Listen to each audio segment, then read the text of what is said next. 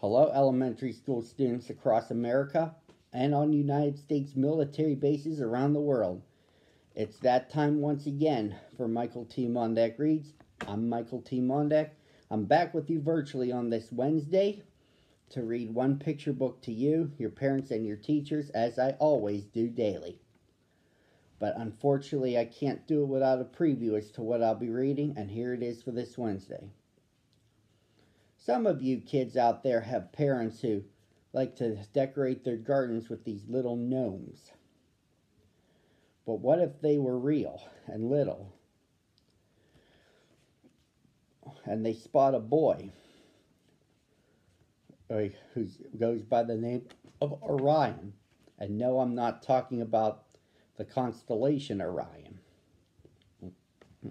It's part of a storyline that was written by one of my personal friends, Rhonda Paglia, and illustrated by Ratna Kusama Halim, titled Three Little Gnomes and a Boy Named Orion.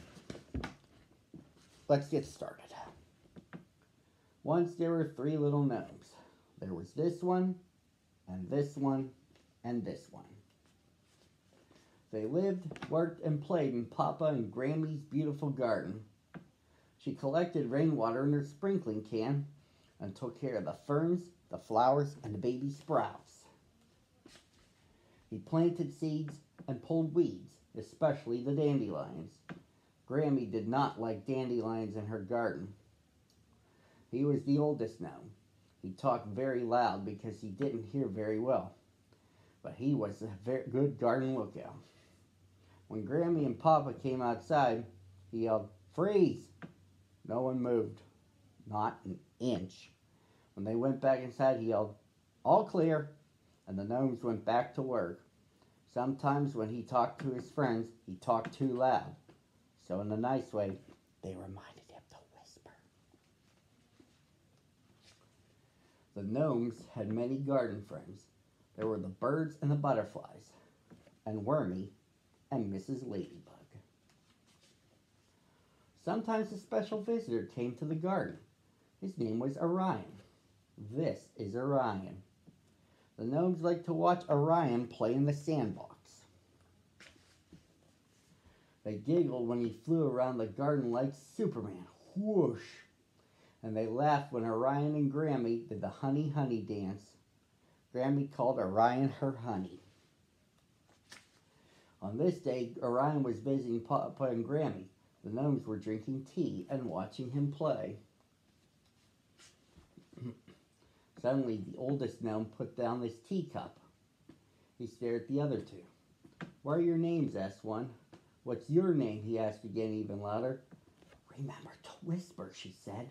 "We don't want the boy to hear us." "Names?" he bellowed again. "I don't know," said this one. "I don't know either," said that one. "I never thought about it." Those little gnomes were so surprised and very confused. What were their names? Grammy was Grammy and Papa was Papa. The little boy was Orion. Mrs. Ladybug and Wormy had names. "Oh no," exclaimed one.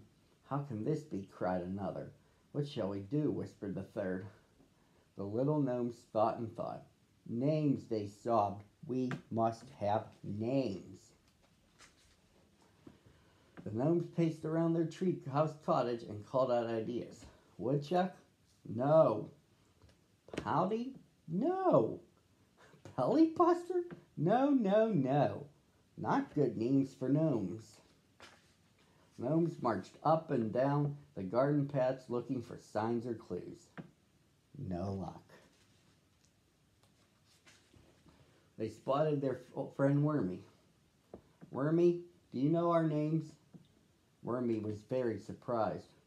"Ah, gee," said Wormy. "Nope, sorry, sun hot, drying out." Wormy looked at his watch.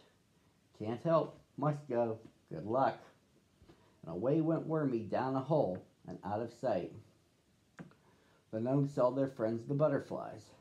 "Beautiful butterflies, do you know our names?" "Oh my," they said. "No, we don't. We're sorry." Then off they flew. They were late for the butterfly parade. The gnome spotted Mrs. Ladybug. Maybe she knows their names. Mrs. Ladybug, can you help us, please? She stopped and the gnomes explained their great big problem. Mrs. Ladybug listened carefully. She wanted to help. She squinched her eyes and puckered her mouth. Her antennae flew around wildly. She was thinking very hard. Finally, she said, "Sorry, my dears, I don't know your names. I'm so embarrassed." The gnomes were so sad.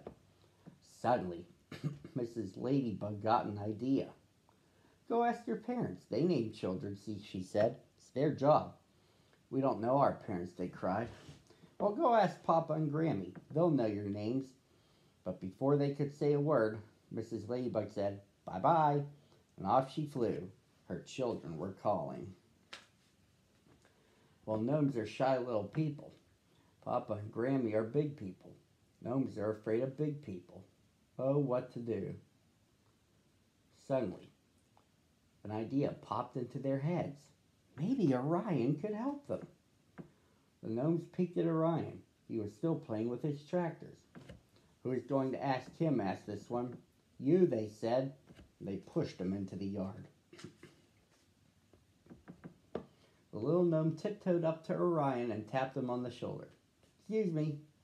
Orion jumped. He was so surprised. The little gnome was very nervous. His voice got louder and louder.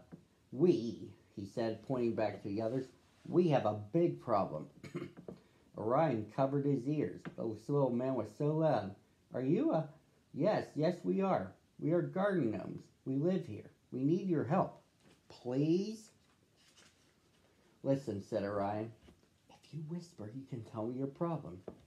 The older gnome called out to the others, "Come on out. The boy might be able to help us." The other gnomes came out of their hiding spots and gathered around Orion. "We have no names," they said sadly.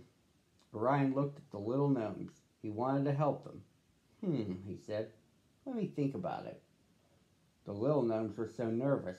Would Orion be able to help them? Finally, Orion looked at the first little gnome. "What is your job in the garden?" "I plant seeds and pull weeds, especially dandelions. Grammy does not like dandelions in her garden. It's hard work," he said.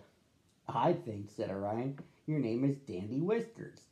"Aha! That's a good name for me," laughed Dandy Whiskers. "Thank you, Orion, and I do have handsome whiskers." Orion looked at the second gnome. "What's your job in the garden?" "I catch water in my sprinkling can and take care of the flowers and baby sprouts," she said. "I think your name is Sprinkle, like a gentle rain," said Orion. "Oh, thank you, Orion. I love that name," said Sprinkle. The little dewdrop of happiness trickled down her cheek. "What about my name?" asked the third. "Remember to whisper," said Dandy Whiskers. "Orion is trying to think," said Sprinkle. Suddenly, Orion started to laugh. "Guess what? You already have a name." "I do?" "Yes," said Orion. "Your name is Whisper." "Whisper? Oh, Whisper. Well, diggity-doo. That's a good name for me," said Whisper. "Thank you, Orion." Dandy Whiskers, Sprinkle, Whisper, and Orion laughed and danced in a honey dance. They were so happy. And that day, the three little gnomes who lived in Papa and Grammy's garden got new names and made a new best friend. And his name was Orion. And that, boys and girls, concludes the story. Join me again Thursday at the same time on the same channel. I'll be waiting for you.